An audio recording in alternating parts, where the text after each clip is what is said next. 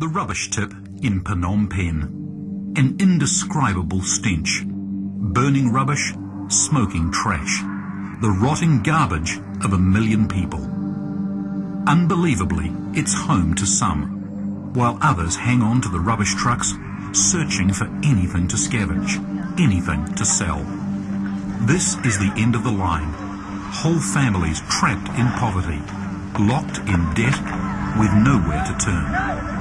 But even here, there's a determination to survive, to make a better life. And when that's mixed with support and business investment, the result is a recipe for success.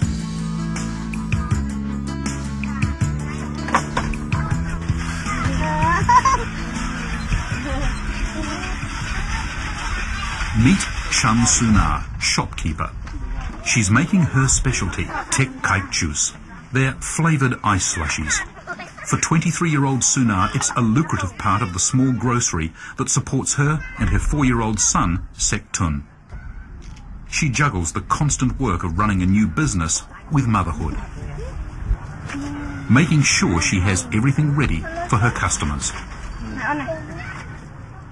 It's a full life for someone who grew up in the country, was orphaned at 15, married at 19, then moved to the city. Suna was a mother at 20, but widowed just a few months later when her husband died of malaria. Suna had nothing and risked ending up at the rubbish heap as well. So determined to avoid that, she went on to the street to forage for tin cans and plastic bags to sell. It's hard work. I'd come out before dawn and stay all day. Sometimes there's nothing left. So many others have already looked through the trash. Finally, she earned enough for a cart, but there was no money left. And a money lender would charge 400% interest for a loan. In spite of her exhausting work, the future seemed hopeless. But Suna's turned a corner. She still gets up at dawn, but now she's working at her own business, a grocery shop. It was started with just $25, borrowed from VisionFund, World Vision's business loans program. This loan gave her the capital she couldn't afford to get anywhere else. She supplied the business acumen, the hard work and determination to sell what local people want to buy. Behind the shop, she lives with her in-laws. They make their income from collecting waste oil and reselling it. They're proud of their new home. Now their 6 children are grown, they share it with Suna and Sektun. They have a life they couldn't have dreamed of during the Pol Pot genocide. When their land was taken, they starved and almost died. Now they've got a home and food to eat. But as well as their material needs, they've got even more. Suna has a sense of pride, knowing her business and hard work is helping her family now and in the future.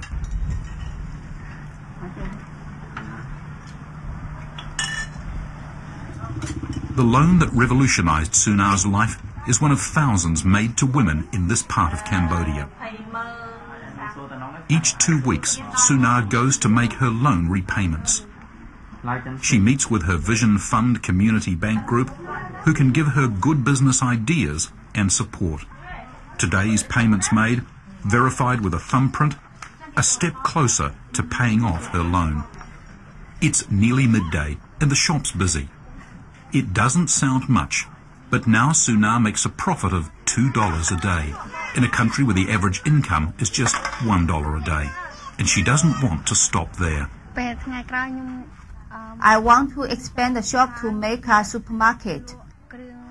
Most of all, I want to earn enough to give my son the education I never got. Now, thanks to the VisionFund loan, Suna and Sektun have confidence and hope for the future.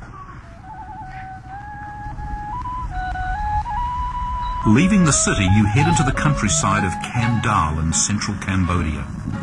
It's harvest time. The rice is being gathered, ready for another enterprising Cambodian woman, Bopon. She collects the 15-kilogram sack of grain on her motorbike and then her business gets underway. It's simple but effective. She takes an everyday product and adds value. Bopon is an example of a very hard-working entrepreneur who knows her business well, but just needed access to that financial resources in order to make things work for her and her family. A VisionFund loan helped buy this machine that grinds and mixes rice. It's meant production could double. It takes a lot more effort for the family to make twice as much dough, but there are real rewards as well as challenges. Her husband handmade the wheels needed to drive the extra production.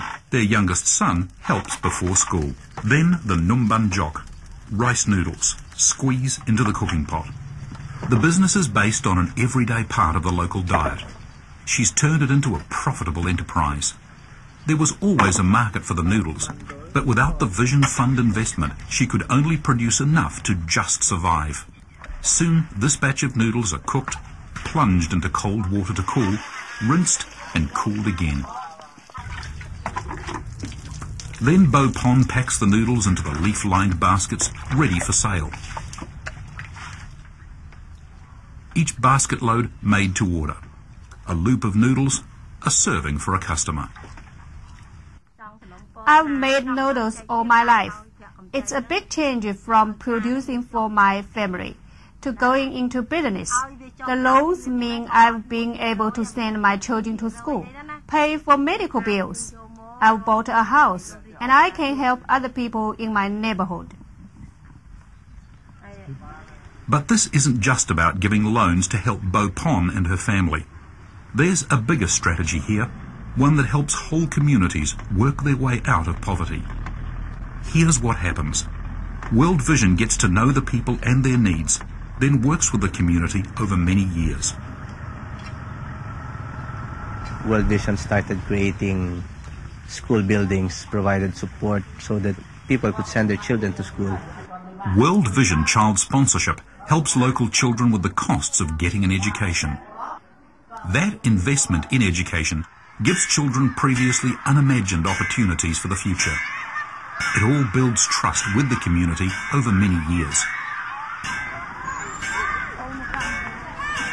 Health centres are built in a country where there's hardly any medical help, and illness forces many into poverty. So to make sure that new businesses can succeed, key infrastructure investments are made in the community. Roads are constructed so that products can easily go to market. Leaders are trained, and these are essential foundations for businesses to grow. Bopon uses basic technology to produce to order, so there's no waste. Hello. And she's reliable, known for her distinctive noodles, so there are plenty of orders. She's paid off 6 loans already, from $25 to nearly $100. Now, the 7th and final loan is repaid. And she shares all she's learned in her VisionFund Community Bank group, mentoring them as they establish their businesses. And it's not just knowledge she shares. What she pays back in loans is reinvested in other business entrepreneurs, creating an investment cycle that keeps on working. So, here's the important thing. This isn't a handout. It's an investment. A good thing with helping or supporting microfinance institutions like VisionFund is that the money or the contributions that people make lasts for a long time. It's a big bang for the buck.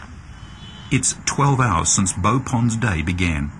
Outside the big garment factories, the vendors are setting up their stalls.